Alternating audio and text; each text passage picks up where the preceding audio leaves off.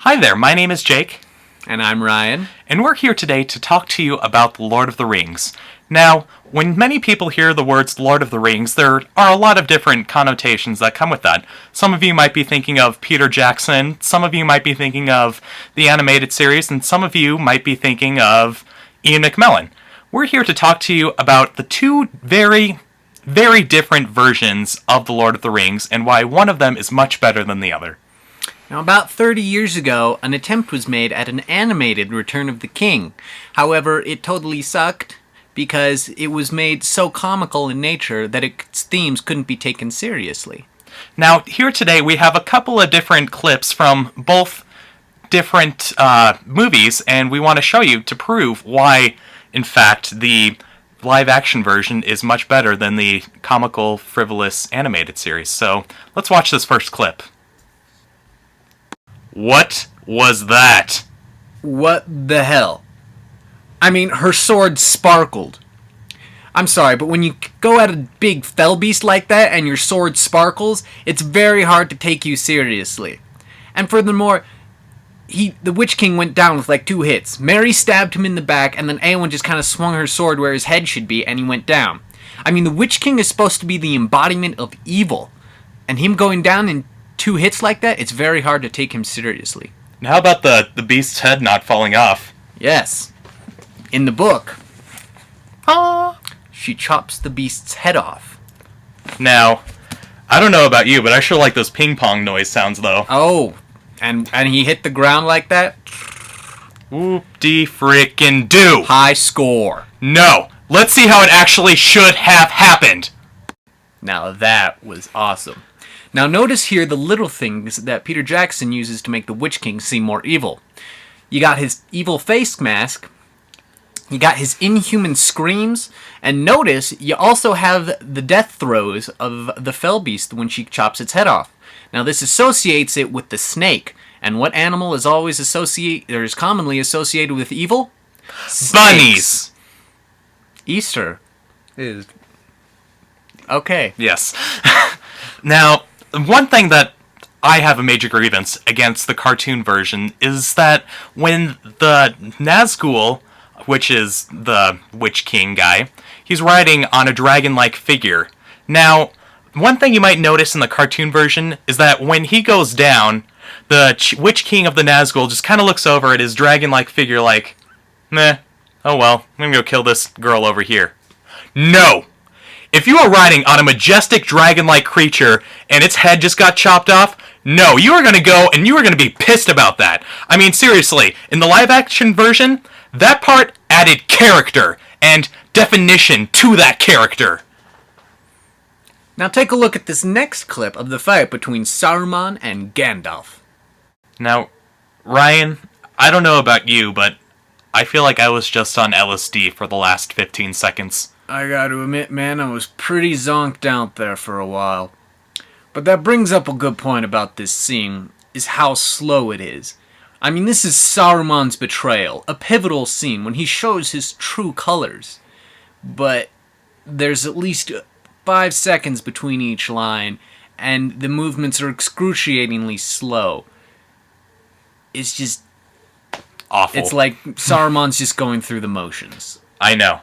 Now let's watch some of whom I consider to be the best actors in the business right now. Let's watch Ian McKellen and Christopher Lee duke it out.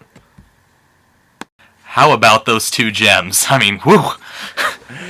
Now, if you noticed, when Gandalf accused Saruman of betraying him when he says, "Have you abandoned reason for madness?" it's far more accusatory than what Gandalf did in the other one when he was just like, "You've trapped me." Ooh. Now, I don't know about you, but I have seen some definite character development in that scene. Definite character development. Which goes back to my main thesis, the character development is what matters. Now, one other thing that I wanted to point out is the magic in this scene is freaking awesome! I mean, it's like, oh my god, what is happening? It's not like the LSD magic.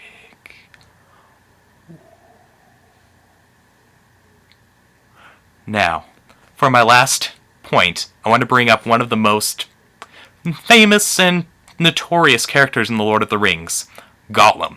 Let's see him in cartoon form. Okay, first contention. I just would like to point out that Gollum is one of the river folk, not a Kung Fu movie star. Second of all, where the hell is the character? I know, he's completely flat. His voice never changes, and it's like he's just reciting lines. I know, and it's like he's hopped up on weed or... I'm beginning to detect a central theme in these cartoon versions. I mean, first of all, you got that LSD scene with Gandalf and Saruman, and now you've got Gollum, who's obviously just covered in weed. I mean, why else would he be freaking green? He's like, ooh, a fish! I'm hungry! I've got the munchies! Let me just grab this raw fish and eat it like sushi! No. Ryan, I think we just need to see how it's done. Let's see it.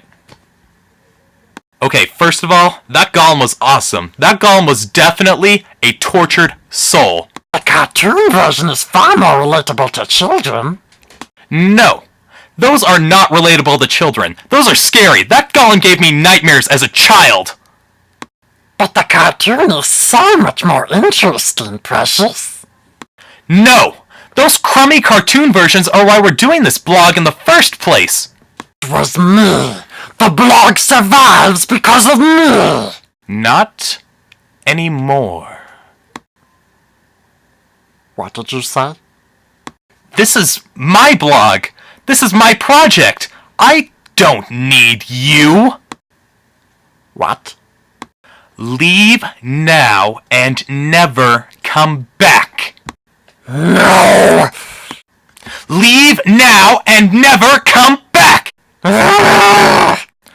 Leave now and never come back! He's gone. I told him to go. And he left. I'm just kidding. But seriously, those characters are way more engaging. Right. So let's review what all we've learned today. First of all, Peter Jackson's versions are awesome. The cartoon versions, they don't open anything for the small details. That's what makes you actually care about the movies, not like, oh, I'm gonna leave my dragon to die, or, oh, I'm just gonna munch on this random fish that I just caught, or, I don't know, just like, ooh, LSD magic. No, it's the little things that matter in life. And the character development in live action is way better too. It makes it so you don't skip over themes, important to the story. Exactly. So, final point, the cartoon versions need to go. Thank you for listening. I'm Jake. And I'm Ryan. See you guys later.